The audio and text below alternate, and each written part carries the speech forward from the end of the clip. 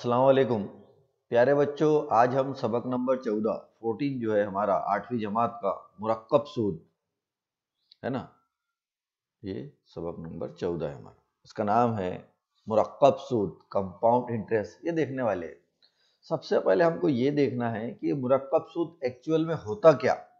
जैसे आपने 7वीं जमात तक I बराबर P ज़रब N ज़रब R बटे 100 ये जो ज़ाब्ता है ये भी देखे, लेकिन ये जो था ये मुफरद सूद का था।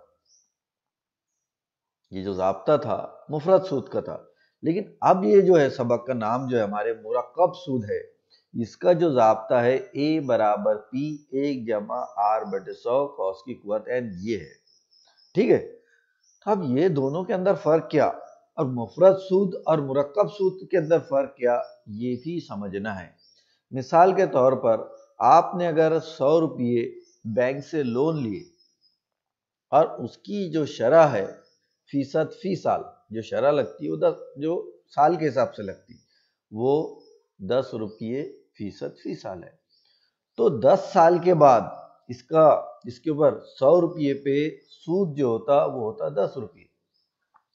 आपने लोन कितना लिए, या जिसने भी लोन लिया किसी शख्स ने, अल्लाह ताला हमको बचाए लोन के मामले से, तो ये जो 100 रुपये है ना, सूद का लेना भी और देना भी दोनों मना है, और सूद खाना तो डायरेक्ट हराम है। ठीक है, तो कोशिश करना है जिंदगी में कभी अपना या हमको ये सूद के कारोबार से लेना देना ना पड़े। अल्लाह से दुआ करो कि अल्लाह ताला कभी जिंदगी में हमको मरते दम तक कभी सूद से सूद के मामलों में मुलविस ना करेगा। ठीक है, हम दुआ ही कर सकते हैं, बाकी कुछ नहीं कर सकते, और एहतियात कर सकते हैं। ठीक है, तो 1 साल बाद मतलब जो भी शख्स ने 100 रुपये अगर बैंक से लिया और 10% फी साल उसका क्या है, इंटरेस्ट है, क्या उसका इंटरेस्ट है, शरह है, तो 1 साल के बाद उसका जो सूद हो जाएगा, सूद समेत 100 कितना हो जाएगा, 110 रुपये। फिर दूसरे साल 100 जमा 10 और 10 रुपये 100 का, फिर और 10 रुपये लगेगा। मतलब यहाँ पर क्या होगा, 110 में 10 जमा होगा और ये हो जाएगा 120, बराबर है। मुफरद सूद के अंदर क्या होता कि जो हमने लोन लिए हुए है उसी के ऊपर सिर्फ इंटरेस्ट लगता, इसके ऊपर जो अलग से इंटरेस्ट इसके अंदर जा रहा है उसके ऊपर इंटरेस्ट नहीं लगता। उसको बोलते हैं मुफरद सूद। उसे क्या कहते हैं, मुफरद सूद। जो हमारा प्रिंसिपल अमाउंट रहता, जो हमारा असल जर रहता, उसी के ऊपर। असल दर कितना है, 100 रुपये। तो 1 साल हो जाए, 2 साल हो जाए, 3 साल हो जाए, तो हमारा जो सूद है, इधर देखो, पहले साल के ऊपर सूद कितना हुआ, 10% फी साल से 10 रुपये। दूसरे साल में भी 10 रुपये, तीसरे साल में भी 10 रुपये, यानी टोटल जो होगा वो 30 रुपये सूद होगा, और टोटल मिलाकर कितना हो जाएगा, 130 रुपये। ये बात होगी मुफरद सूद की। लेकिन मुरक्कब सूद में क्या होता है, देखिए, मुरक्कब सूद का मामला बिल्कुल अलग है। इसीलिए बैंक वगैरह के अंदर कभी भी मुफरद सूद नहीं लिया जाता। अभी तो क्या करें उन्होंने, हर 3 महीने के बाद हमारे इंटरेस्ट को, हमारे बैच को, हमारे सूद को हमारे बैंक में क्रेडिट करते, ताकि उससे और ज्यादा फायदा उठा सके। अब मिसाल के तौर पर 100 रुपये एक शख्स ने क्या लिया, सूद लोन लिया, कर्ज लिया, बराबर है, और 1 साल तक लौटाया नहीं उसने, तो 1 साल के बाद उसके ऊपर सूद कितना हो जाएगा, 10 रुपये। जैसे 1 साल होगा तो बैंक क्या करेगा, 100 जमा 10 कितना कर देगा, 110। अब उसके पहले जो मुफरद सूद के अंदर क्या होता था, मुफरद सूद में 100 के 100 ही रहते थे। मतलब जो दूसरे साल जो सूद, जो इंटरेस्ट लगता था उस पर, तो कितने पर लगता था, 100 रुपये पर। लेकिन मुरक्कब सूद के अंदर, इसके अंदर मुरक्कब सूद के अंदर दूसरे साल के अंदर जो ये लगेगा, इंटरेस्ट लगेगा, वो 110 पे लगेगा, 100 जमा 10। अब यहां पर इंटरेस्ट जो आएगा वो आएगा 11 रुपये। अब दूसरे साल होने के बाद, ये पहला साल होने के बाद कितना हो गया हम पे कर्ज, 110। जैसे ही दूसरा साल होगा तो ये 110 जमा 11, अब कितना हो जाएगा 121। अब उसके बाद के साल में 121 का 100% लगेगा।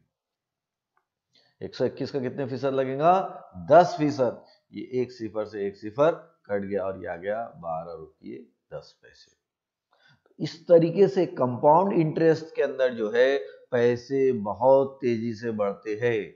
यही वजह है कि बैंक से कारोबार के अंदर बहुत सारे लोग थोड़ा सा तो पैसा लेते हैं, लेकिन मुरक्कब सूद लगने की वजह से वो अमाउंट बहुत तेजी से बढ़ता। इसलिए कोशिश करना है कि ये सूद के कारोबार से जितना पॉसिबल हो उतना दूर रहे।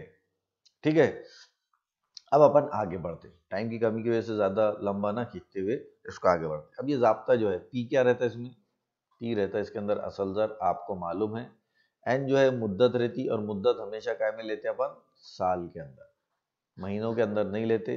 और आर जो है ये सूद की क्या रहती, शरह रहती। ये किसकी बात कर रहे हैं अपन, मुफरत सूद की। अब दूसरा जो जाब्ता है हमारा, दूसरा जाब्ता क्या है, ए बराबर पी ब्रैकेट में 1 जमा आर बटे 100, ब्रैकेट की कुवत है। अब यहाँ ए जो है, ए कहलाता कुल जर, पी क्या कहलाता, असल जर, आर क्या कहलाता, शरह, और एन जो कहलाती है वो है मुद्दत, और ये साल में। ये चीजें लिख लेना है नोटबुक के अंदर कि ये जो ए मिलेगा इसमें मुफरत सूद मिलता था, और इसमें जो है डायरेक्ट कुलजर मिलता है। क्या मिलता है, कुलजर। देखो मैं एक सवाल समझा देता हूँ टाइम की कमी की वजह से, ठीक है, और पॉसिबल हुआ तो एक आध स्कॉलरशिप की एग्जाम में जो सवाल आए हुए हैं उसमें का एक आध सवाल समझा देता हूँ तो आपको आसानी हो जाएगी। ठीक है, 4,000 रुपये का 3 साल का, कितने साल का, 3 साल का, 4,000 यानी क्या हो गया उसका असल दर हो गया। मुद्दत कितनी दी हुई है, 3 साल का, 12 अदद सही 1/2 मतलब 12.5% फी साल से मुरक्कब सूद मालूम कीजिए। जाब्ता रखना है, जाब्ता हमारे पास क्या है, देखो जाब्ता है पी मतलब असल दर, ये बताया मैंने, असल दर कितना है 4,000। शरह रेट ऑफ इंटरेस्ट कितना है, 12 सही 1/2, 12 सही 1/2 को अपन क्या लिख सकते, 12.5 भी लिख सकते, और इसको 125/10 भी लिख सकते। ठीक है, और मुद्दत दी हुई है साल, ये जाब्ते में रखेंगे। जाब्ता ए कुलजर है, पी और ये सब कीमतें रखी हुई है, पी की जगह पी रखे, 1 जमा 12.5, ये मैंने आपको बताया था कि 12 से 1/2 का मतलब क्या होता है, अपन ने पढ़े हुए 12 जमा 1/2, और 1/2 यानी आधा, तो इसलिए लिखेंगे अपन 12.5। तो ये देखो ये 12.5 का उसकी कुवत 3 कर दिए। ठीक है, होगी बात। अब यहाँ पे आशारिया हटाया अपन ने, तो इसको ये देखो 12.5 को क्या लिख सकते हैं अपन, 125/10। ये आपको तीसरी चौथी क्लास के अंदर ही दिए कि आशारिया हटाकर किस तरीके से कीमतें लिखी जाती। मिसाल के तौर पर ये क्या है, ये क्या है 12.5 है, तो इसको अपन क्या लिख सकते हैं, 125/10। अब ये समझ लो यहाँ पर है 1.25, तो 1.25 को क्या लिख सकते हैं, 125/100। जितने अदद के बाद अशरिया रहता उतनी अदद के बाद हम क्या लगा देते, सिफर लगा देते। ठीक है, ये हो गया हमारा पार्ट। अब यहाँ देखो, यहाँ करे क्या करे, 125/1000 हो गया। ठीक है, अब ये 1000 हो गया, इसको क्या करे अपन ने, तिरछी जरब करे। कसरों की जब अगर नसब नुमा एक जैसी नहीं रहते तो क्या करते हैं, उनकी तिरछी जरब करे। 1000 का 1000, 1000 और 125 कितने होते, 1125। इसको तकसीम करे अपन ने, कितने से तकसीम करे, 25 से कर सकते। कितने से तकसीम कर सकते, 25 से कर सकते। फिर उसको हल करेंगे तो जवाब आएगा 9/8। 9/8 की कुवत 3 का मतलब क्या हुआ, 4000 ज़रब 9/8 ज़रब 9/8 ज़रब 9/8। ठीक है, अब ये सबको, ये तीनों से क्या करें अपन ने, ये 4 को काटे, है ना, ये जैसा 8 का 8, 8 पंजे 40, फिर यहाँ बचा 500, फिर 2 से काटे, फिर 2 से काटे, तो ऐसा काटते गए तो हमको ये जो कीमत मिलेंगी कुलजर मिलेगी। कुलजर कितना मिला, 5,695.31 रुपये। ठीक है, अब ये कुलजर आया, हमको क्या मालूम करना है, सूद मालूम करना है। तो सूद कैसा मालूम करेंगे अपन, कुल ज़र में से असल ज़र तफरीक कर देंगे, बराबर है। मिसाल के तौर पर हमने बैंक में पैसा रखे थे 100 रुपये, 3 साल के बाद हमको 120 रुपये मिला, तो हमको सूद कितना मिला, तो हम बोलेंगे कि हमने 100 रुपये रखे थे, 120 रुपये में से 100 रुपये तफरीक कर देंगे तो हमारे पास कितने रुपये बचेंगे, 20 रुपये। मतलब वो 20 रुपये क्या होगा, सूद होगा।